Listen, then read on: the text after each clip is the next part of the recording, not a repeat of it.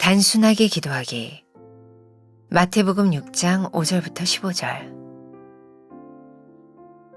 또 너희는 기도할 때 외식하는 자와 같이 하지 말라. 그들은 사람에게 보이려고 회당과 큰 거리 어귀에 서서 기도하기를 좋아하느니라. 내가 진실로 너희에게 이르노니 그들은 자기 상을 이미 받았느니라.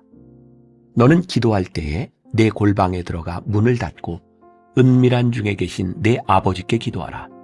은밀한 중에 보시는 내 아버지께서 갚으시리라. 또 기도할 때에 이방인과 같이 중언부언하지 말라. 그들은 말을 많이 하여야 들으실 줄 생각하느니라.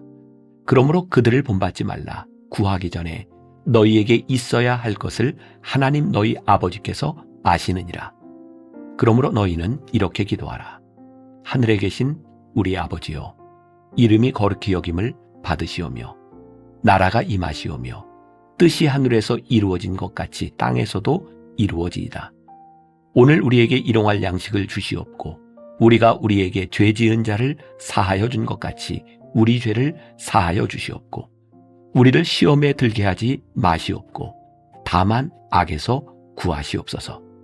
나라와 권세와 영광이 아버지께 영원히 있사옵나이다. 아멘. 너희가 사람의 잘못을 용서하면 너희 하늘 아버지께서도 너희 잘못을 용서하시려니와 너희가 사람의 잘못을 용서하지 아니하면 너희 아버지께서도 너희 잘못을 용서하지 아니하시리라. 예수님이 기도하는 태도와 마음가짐에 관해 가르쳐 주십니다. 잘못된 기도의 모습을 보여주시며 기도의 올바른 태도에 관해 말씀하십니다. 이어서 기도의 내용에 관해 말씀하십니다. 외식하는 자들은 뽐내듯 기도하기를 좋아했습니다. 유대인들에게는 정기적으로 기도하는 습관이 있었습니다. 외식하는 자들은 장소를 가리지 않고 회당이나 큰 거리의 어귀에서도 기도했습니다. 이런 모습 뒤에는 교만이 자리하고 있습니다. 그들이 실제로 좋아하는 것은 기도도 기도의 대상인 하나님도 아닙니다. 그저 자기 자신과 자랑의 기회를 좋아할 뿐입니다. 그들은 하나님의 응답보다는 사람들의 칭찬을 원했습니다. 예수님은 그들의 모습을 지적하시면서 기도의 자리로 골방을 추천하십니다. 골방은 하나님께 온전히 집중하게 하는 장소입니다. 모세도 엘리야도 예수님도 골방처럼 아무도 없는 장소에서 하나님을 만났습니다. 우리는 골방에서 하나님과 깊은 교제를 경험할 수 있습니다. 이방인들은 무의미한 말을 오랫동안 늘어놓으며 기도했습니다. 그러나 예수님은 중언부언하지 말라고 말씀하십니다. 우리가 기도하는 이유는 자신이 구하는 것이 무엇인지 알기 위해서입니다. 기도는 하나님이 아니라 우리에게 필요한 것입니다. 그리스도인의 기도는 본질적으로 다릅니다. 외식하는 자들과 이방인들은 자신의 욕구를 채우기 위해 기도하지만 그리스도인은 자기의 필요를 뛰어넘는 기도를 합니다. 하나님을 향한 진실한 믿음이 있기 때문입니다. 우리의 필요는 하나님이 이미 알고 계십니다. 우리는 단지 하나님의 뜻을 구하는 기도만 하면 됩니다. 먼저 그의 나라와 그의 의를 구하라. 그리하면 이 모든 것을 너희에게 더하시리라. 나의 기도하는 모습은 어떻습니까? 혹시 자랑하거나 중언부언하는 기도를 하고 있습니까? 하나님을 신뢰하고 그분의 뜻을 구하는 기도를 합니까? 오늘은 9월 8일입니다. 단순하게 기도하기. 자, 9월 한 달은 우리들이 성품에 대한, 우리들이 그리스도인으로서 어떻게 성숙한 삶을 만들어갈 수 있을까? 그런 성숙에 대한 이야기들을 나누고 있습니다. 오늘은 단순하게 기도하기라고 하는 제목을 가지고 우리들이 그리스도인으로서 살아가면서 성숙한 그리스도인의 기도는 어떤 것인가, 이런 부분들을 함께 나누어 보려고 합니다. 마태복음 5장부터 7장까지는 우리가 잘 아는 것처럼 예수님께서 산상수훈으로 산상에서 사람들에게 하셨던 말씀입니다. 그 중에 6장은 주로 기도에 대한 말씀이 나와 있고, 우리가 잘 알고 있는 주기도문도 바로 6장에 나와 있습니다. 주기도문은 주님의 기도라는 뜻이죠. 주님께서 제자들에게 이렇게 기도하라 라고 하는 기도의 방법을 알려주신 부분입니다. 그런데 그 주기도문 바로 전에 예수님께서는 이런 기도를 해서는 안 된다, 기도에서 주의할 점에 대하여 먼저 말씀하고 있습니다. 오늘 그리고 내일 또 며칠 동안 우리는 기도에서 우리들이 주의할 점이 무엇인가를 생각해 보게 됩니다. 아마 여러분들의 신앙 성숙에 굉장히 도움이 되는 그런 내용이 되리라고 생각을 합니다. 단순하게 기도하기, 이 부분에 대해서 이 말씀을 시작하기 전에 J.D. 그리어가 쓴 기도 먼저라는 책에 나오는 구절을 여러분들과 함께 나누면서 시작해 보려고 합니다. 자, 잊지 말라. 기도의 본질은 우리의 계획에 하나님을 동원하는 것이 아니라 그분의 계획에 동참하게 해달라는 요청이다.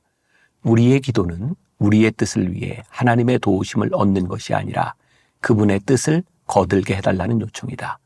이것을 깨달으면 우리의 기도 생활이 근본적으로 변한다. 우리의 작은 모래 왕국을 짓기 위해 하나님의 도우심을 구하지 않게 된다.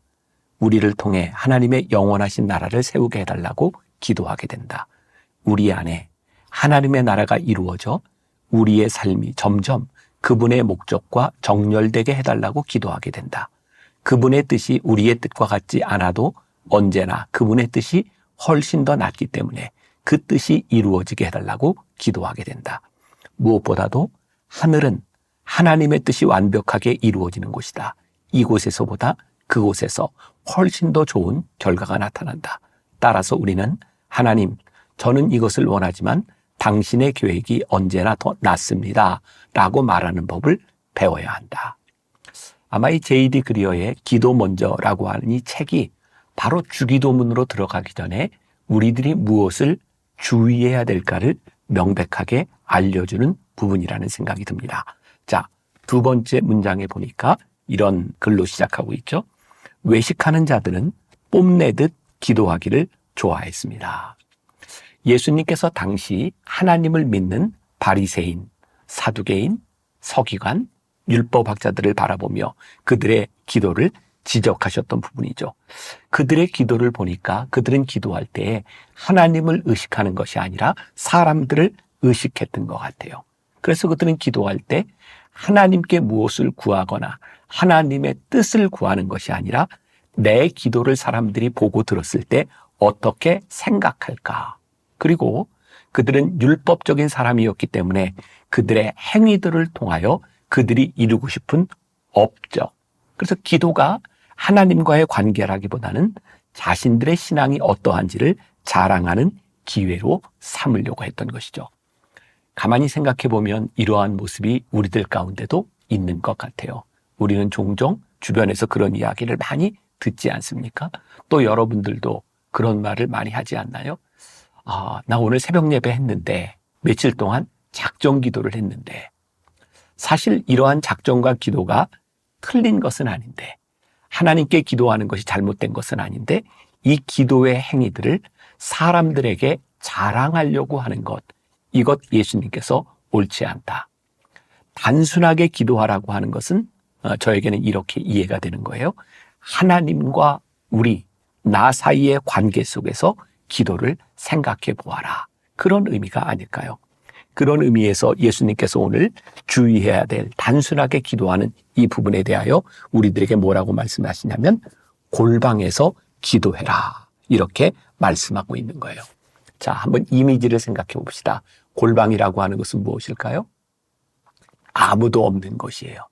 문을 닫으면 아무도 방해하지 않는 곳, 아무도 보지 않는 곳, 오로지 하나님과 우리들 사이의 관계만이 있는 곳, 그것이 골방이죠.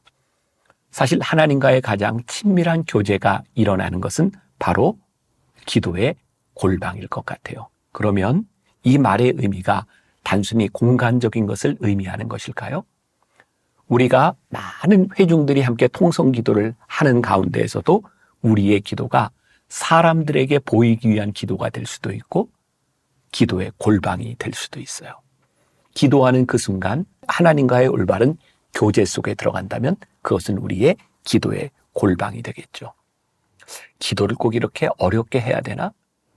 그런데 잘못하면 이 잘못한 기도를 통하여 하나님과 우리들 사이의 관계가 아니라 우리를 자랑하는 율법적인 율법에 빠질 수 있기 때문에 예수님은 우리들에게 이 기도의 골방, 또 단순하게 기도하라고 우리들에게 말씀하고 있는 것이죠.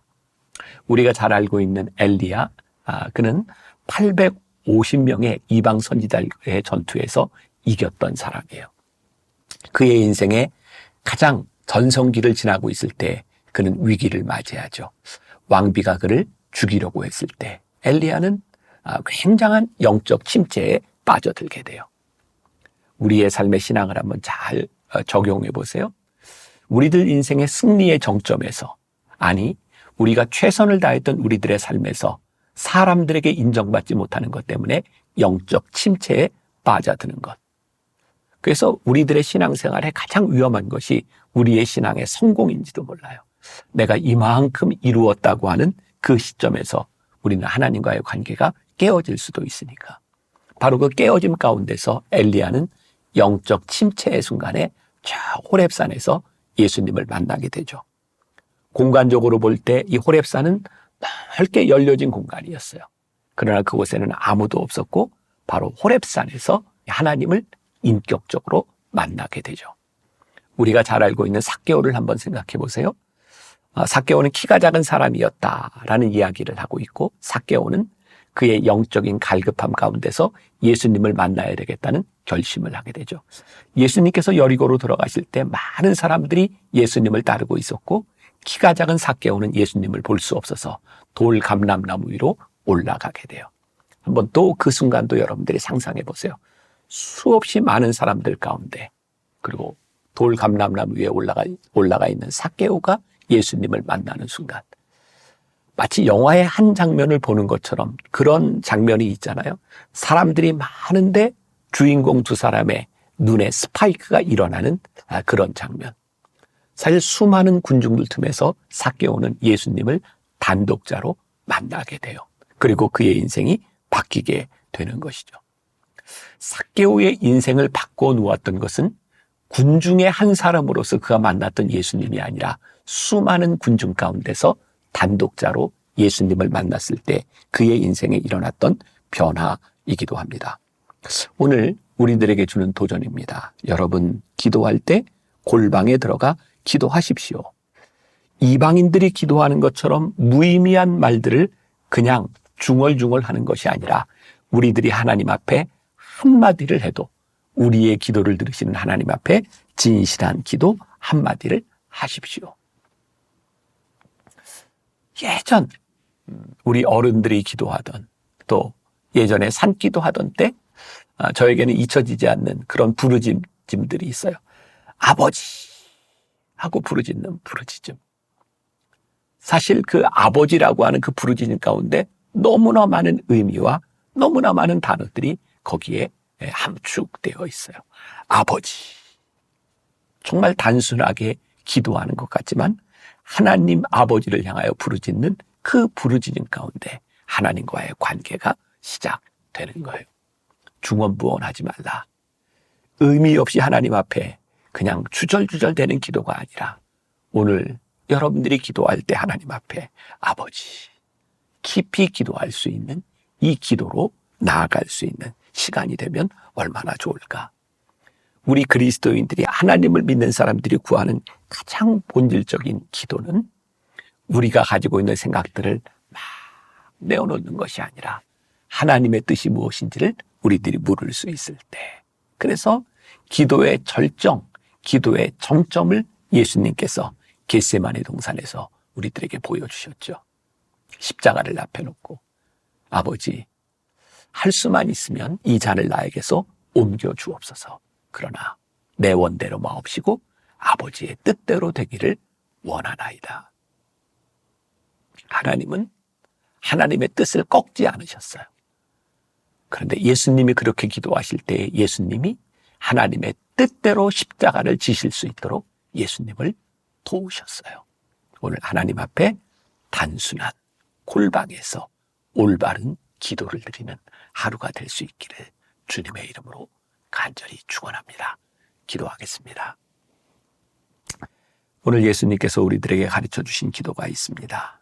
골방에서 단순하게 하나님께만 기도하여라. 오늘 우리들이 하는 이 기도가 하나님 앞에 드리는 올바른 기도가 되게 하여 주옵소서. 예수님의 이름으로 기도했습니다.